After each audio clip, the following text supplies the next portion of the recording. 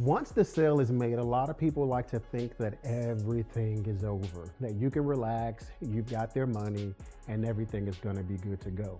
I always tell people, your process, your sales journey just begins after they've given you their money and you've made the sale. Most people don't realize there's this process that I call the client fulfillment pentagon. And it literally is, it's just that. So it might look ugly to you, I don't care, but this is my pentagon. And there are 5 sides to your pentagon, and therefore there are 5 sides to your client fulfillment process. The very first piece of it all is onboarding. You have to have a process in place to where each of your new clients or your new customers are going through the exact same onboarding process. If everyone's not going through the exact same onboarding process, then you're going to have inconsistencies in their user experience. And those types of inconsistencies is what's going to lead to high churn rates where people are checking out of your program. The next piece of your pentagon is going to be orientation. Now, you might be thinking, this isn't college. Why do I need to have orientation? You have orientation to ensure that your new clients are receiving access.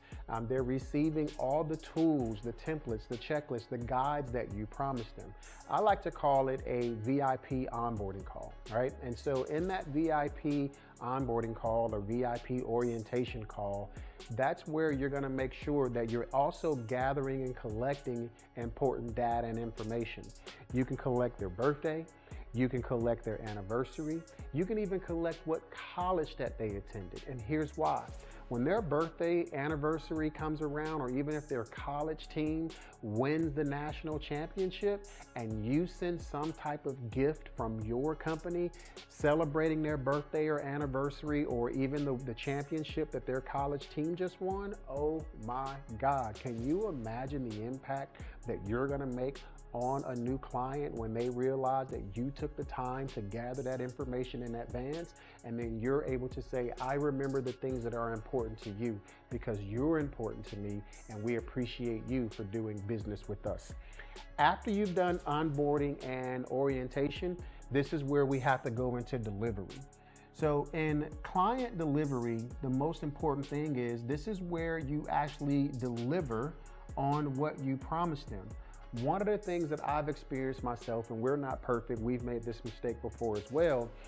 If you don't deliver on your promise, this is why you're gonna have people, they're gonna check out. It might be a 3-month program, but after about 30 days, if they don't believe that they have gotten what they were promised, they're gonna check out of your program. And the most important thing that I've discovered is within the very first 7 days, you want to make sure that you have helped them get a win within that first 7 days. By helping them get a win within that first 7 days, it keeps their enthusiasm going.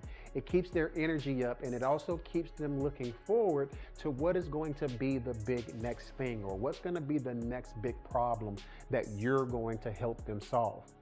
So in client delivery, you want to make sure, unless you are somehow the expert in the transformation that you're promising to your clients, you want to make sure client delivery is fulfilled by someone else. So for example, within our company, I'm not a video editor, right? I don't design graphics. I don't do a lot of the things that the members of our team do specifically for our clients. Now, sure, I could go into CapCut or some of the other softwares, Adobe Premiere Pro, and do some of the editing. It won't be as good. I could go into Canva or even Photoshop and try to create images or graphics. They're going to be terrible. Can you see my pentagon? See how horrible that is? So if you can see how horrible that is, that's why you don't want me editing your videos or designing your graphics. And the same thing applies for you in your business. As an executive, as a CEO, you have higher level responsibilities to take care of. You need to be going out and finding out ways how can I get our message in front of the masses, in front of more people? Because when you're able to go out and communicate your company's message in front of a room full of people, or even whether it's a virtual room or an in-person room, there's more people who are able to come through your Pentagon. Now, after client delivery, you want to focus on client success.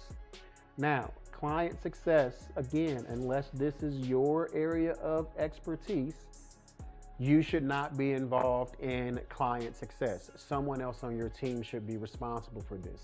In client success, this is where we're ensuring, are our clients getting the results that we promised?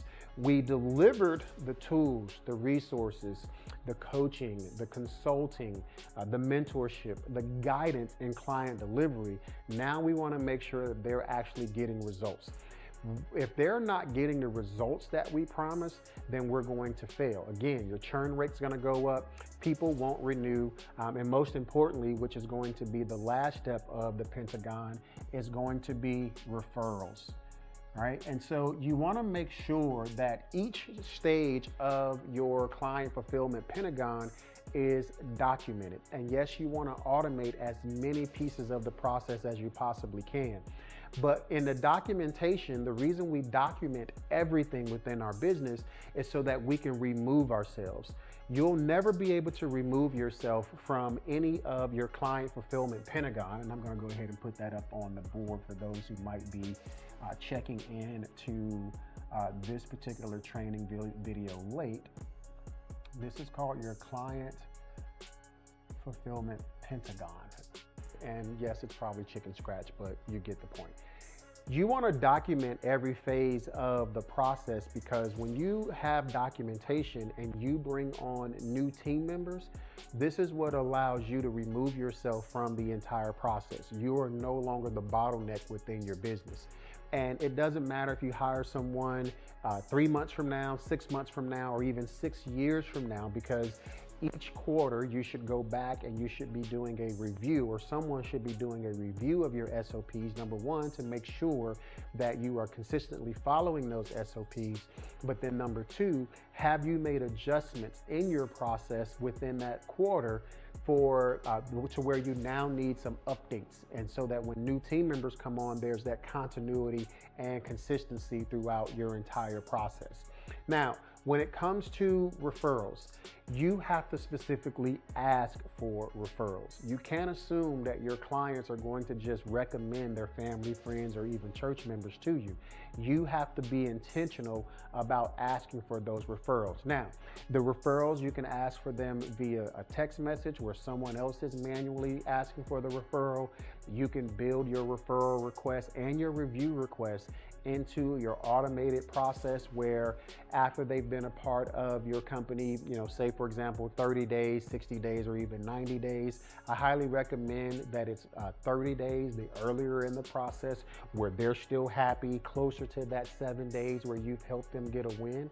The reason why you want to ask for it earlier is because if you do have some gaps within your Pentagon and it takes 45 days before a client hits that gap and they fall out of your business, then you've already gotten a referral, you've already gotten a review, and you're able to continue to bring new leads into your business at little to no cost to you, because they came in as a referral source.